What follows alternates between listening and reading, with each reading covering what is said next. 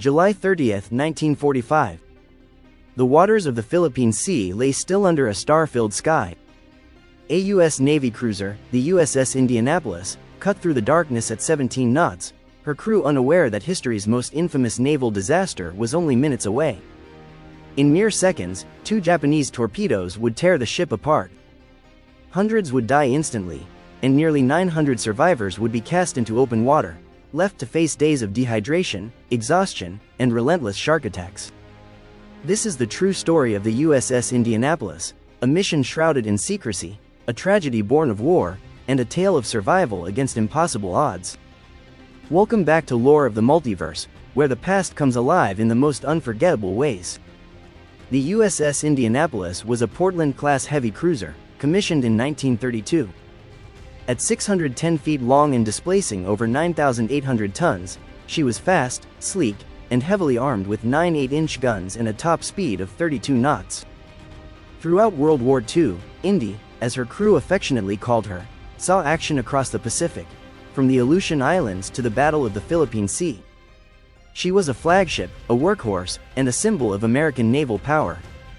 By the summer of 1945, the war in Europe was over. But in the Pacific, the fight against Imperial Japan still raged. The Allies were preparing for a possible invasion of the Japanese home islands, a prospect that promised catastrophic losses on both sides. It was in this context that the Indianapolis received a top-secret mission. On July 16, 1945, she was ordered to sail from San Francisco to the island of Tinian in the Marianas. Her cargo? Components for Little Boy, the first atomic bomb, destined for Hiroshima. Only a handful of men on board knew the true nature of the mission. Captain Charles B. McVay III was in command. He was respected, professional, and aware of the secrecy surrounding the orders. Time was critical. The Indianapolis made the run from San Francisco to Tinian in just 10 days, a remarkable feat for a ship of her size. The mission was completed successfully on July 26, 1945, and the bomb components were delivered without incident. With her task done, Indy was ordered to sail to Leyte in the Philippines to prepare for the invasion of Japan. She would never make it. The evening of July 29 was calm. The sea was gentle, the air warm. The Indianapolis cruised unescorted. There were no destroyers screening her, no sonar to warn of approaching submarines. The Navy believed the waters were relatively safe. At midnight, Captain McVay retired to his quarters.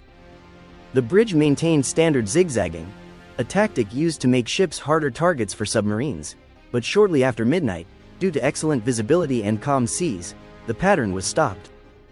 At 12:14 a.m. on July 30, 1945, lurking in the dark beneath the waves, the Japanese submarine I-58, commanded by Mochitsuru Hashimoto, spotted the Indianapolis. Hashimoto maneuvered into attack position and fired a spread of 6 Type 95 torpedoes. 2 struck home. The first torpedo slammed into the starboard bow, blowing apart the forward magazines. The second hit amidships, igniting aviation fuel and ripping a massive gash in the hull. The blast and resulting fires tore through compartments, killing hundreds instantly. The ship took a severe list to starboard. Power failed. Darkness and chaos consumed the decks. McVay, thrown from his bunk, rushed to assess the damage, but the situation was already hopeless. The Indianapolis was mortally wounded. Just 12 minutes after the first torpedo hit, the order was given: abandon ship. There was no time for an orderly evacuation. Some men leapt into the sea still wearing their uniforms. Others scrambled for life jackets or clung to anything that would float. Many were trapped below decks, unable to escape the flooding compartments. As the stern rose high into the air, the Indianapolis began her final plunge.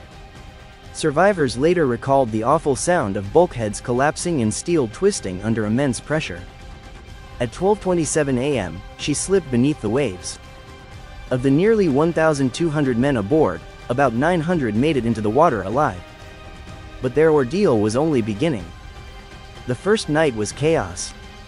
Men clustered in small groups, clinging to rafts, floater nets, or debris. Oil from the ship's ruptured fuel tanks coated the surface, stinging eyes and burning skin. The survivors expected rescue within hours. After all, the Navy tracked all ship movements, didn't it? But in one of the most tragic oversights of the war, no distress call from the Indianapolis was ever received. Her non-arrival at Leyte went unnoticed for days due to miscommunication and assumption.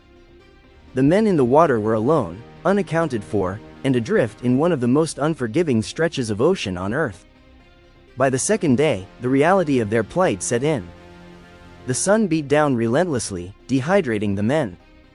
Many drank seawater, unaware it would only worsen their thirst and lead to hallucinations. Others succumbed to injuries from the explosion. Then came the sharks.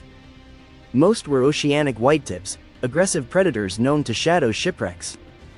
At first, they circled the outer edges of the groups, picking off lone men or those too weak to resist.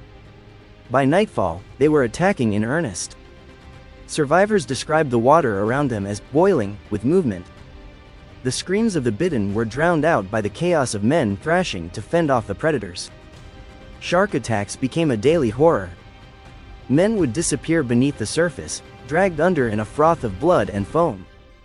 Those who died from wounds or exhaustion often drew the predators closer, forcing the living to push bodies away to survive another hour. On the third day, the psychological toll deepened.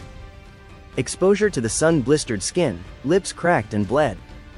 Many began to hallucinate, some imagined rescue ships on the horizon and swam toward them, never to return. Others became delirious, fighting their own shipmates, convinced they were enemies or that the water around them was fresh. Groups began to shrink. The smell of decay was carried on the wind. Oil and blood mingled on the waves. The sharks did not relent. By the fourth day, fewer than 400 men were still alive. Many survivors had given up, floating lifelessly in their vests, eyes glazed. The will to live was eroding. Then, in the late morning of August 2nd, a U.S. Navy PV-1 Ventura bomber on routine anti-submarine patrol spotted the oil slick and men in the water. The sighting was reported, and the rescue operation began immediately. The first to arrive was a PBY Catalina seaplane piloted by Lieutenant Commander Adrian Marks. Horrified by what he saw, Marks landed on the open sea, against orders, to pick up survivors. His crew pulled dozens aboard, cramming the plane beyond capacity and tying others to the wings to keep them above water.